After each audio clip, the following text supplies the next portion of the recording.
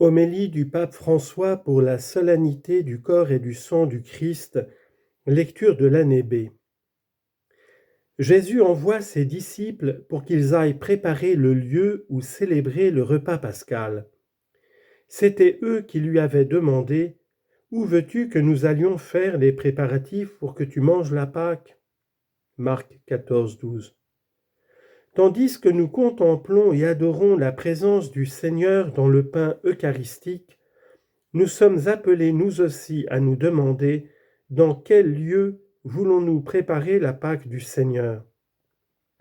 Quels sont les lieux de notre vie où Dieu nous demande d'être accueillis? Je voudrais répondre à ces questions en m'arrêtant sur 3 images de cet évangile que nous avons entendu, Marc chapitre 14. La première est celle de l'homme qui porte une cruche, au verset 13. C'est un détail qui semblerait superflu. Mais cet homme, tout à fait anonyme, devient le guide pour les disciples qui cherchent le lieu qui sera ensuite appelé le Cénacle. Et la cruche d'eau est le signe de reconnaissance.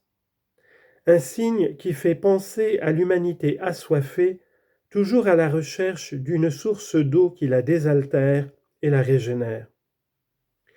Nous marchons tous dans la vie avec une cruche à la main. Nous tous, chacun d'entre nous, nous avons soif d'amour, de joie, d'une vie réussie dans un monde plus humain.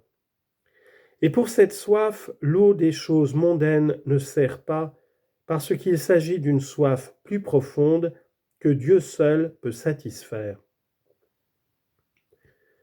Suivons encore ce signal symbolique.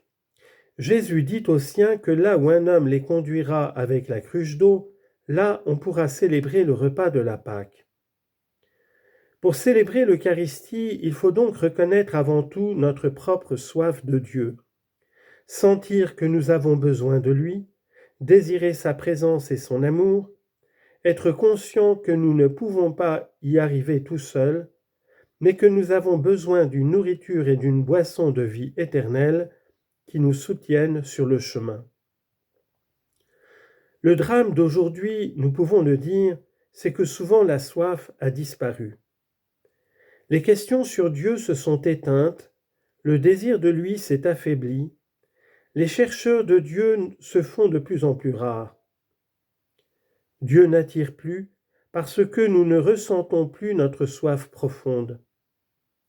Mais seulement là où il y a un homme ou une femme avec la cruche pour l'eau, pensons à la Samaritaine par exemple, le Seigneur peut se révéler comme celui qui donne la vie nouvelle, qui nourrit d'une espérance fiable nos rêves et nos aspirations, présence d'amour qui donne sens et direction à notre pèlerinage terrestre. Comme nous l'avions déjà remarqué, c'est cet homme avec la cruche qui conduit les disciples dans la salle où Jésus instituera l'Eucharistie. C'est la soif de Dieu qui nous porte à l'autel. S'il manque la soif, nos célébrations deviennent arides. Aussi, en tant qu'Église, alors, le petit groupe des habitués qui se réunissent pour célébrer l'Eucharistie ne peut pas suffire. Nous devons aller en ville, rencontrer les gens, apprendre à reconnaître et à réveiller la soif de Dieu et le désir de l'Évangile. La seconde image est celle de la grande salle à l'étage.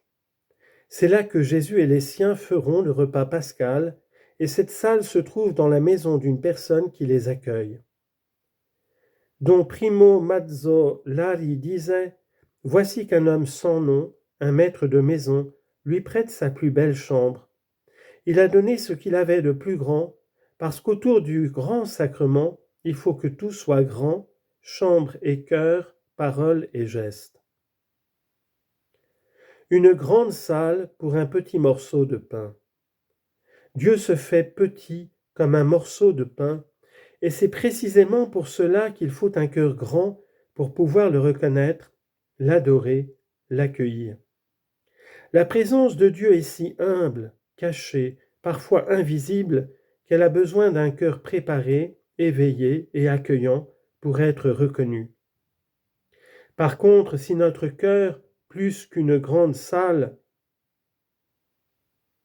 ressemble à un placard où nous gardons avec regret les vieilles choses, s'il ressemble à un grenier où nous avons rangé depuis longtemps notre enthousiasme et nos rêves, s'il ressemble à une pièce étroite, une pièce sombre, parce que nous ne vivons que de nous-mêmes, de nos problèmes et de nos amertumes, alors il sera impossible de reconnaître cette présence de Dieu silencieuse et humble.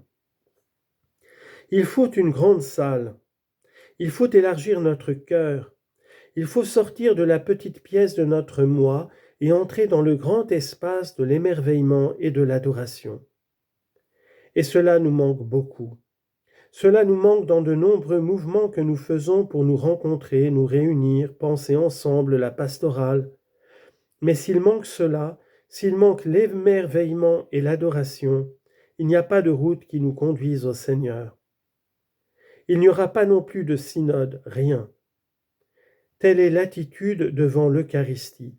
C'est de cela dont nous avons besoin, d'adoration. L'Église aussi doit être une grande salle, pas un petit cercle fermé, mais une communauté avec les bras grands ouverts, accueillante envers tous.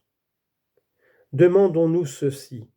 Quand approche quelqu'un qui est blessé, qui s'est trompé, qui a un parcours de vie différent, l'Église, cette Église, est-elle une grande salle pour l'accueillir et le conduire à la joie de la rencontre avec le Christ ? L'Eucharistie veut nourrir ceux qui sont fatigués et affamés sur le chemin, ne l'oublions pas.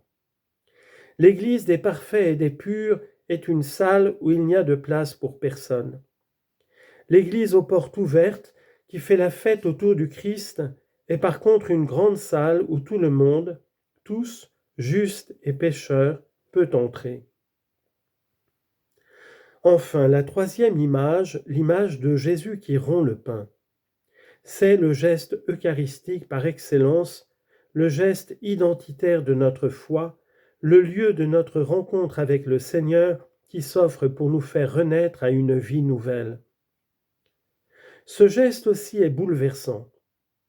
Jusqu'alors, on immolait des agneaux et on les offrait en sacrifice à Dieu. Maintenant, c'est Jésus qui se fait agneau et s'immole pour nous donner la vie. Dans l'Eucharistie, nous contemplons et adorons le Dieu de l'amour. C'est le Seigneur qui ne rompt personne, mais qui se rompt lui-même. C'est le Seigneur qui n'exige plus de sacrifice, mais qui se sacrifie lui-même. C'est le Seigneur qui ne demande rien, mais qui donne tout. Pour célébrer et vivre l'Eucharistie, nous aussi nous sommes appelés à vivre cet amour. Car tu ne peux pas rompre le pain du dimanche si ton cœur est fermé à tes frères. Tu ne peux pas manger ce pain si tu ne donnes pas le pain à l'affamé. Tu ne peux pas partager ce pain si tu ne partages pas les souffrances de celui qui est dans le besoin. À la fin de tout, même de nos liturgies eucharistiques solennelles, seul l'amour restera. Et dès maintenant, nos Eucharisties transforment le monde dans la mesure où nous nous laissons transformer et devenons pain rompu pour les autres.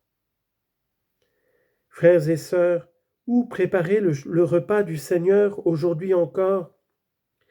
La procession avec le Saint-Sacrement, caractéristique de la fête du Corpus Domini, mais que nous ne pouvons pas faire pour le moment, nous rappelle que nous sommes appelés à sortir en portant Jésus. Sortir avec enthousiasme en portant le Christ à ceux que nous rencontrons dans la vie de chaque jour. Devenons une Église avec la cruche en main qui réveille la soif et apporte de l'eau. Ouvrons grand notre cœur dans l'amour pour être la salle spacieuse et accueillante où tous peuvent entrer pour rencontrer le Seigneur. Rompons notre vie dans la compassion et la solidarité afin que le monde voie à travers nous la grandeur de l'amour de Dieu. Et alors, le Seigneur viendra, il nous surprendra encore, il se fera encore nourriture pour la vie du monde.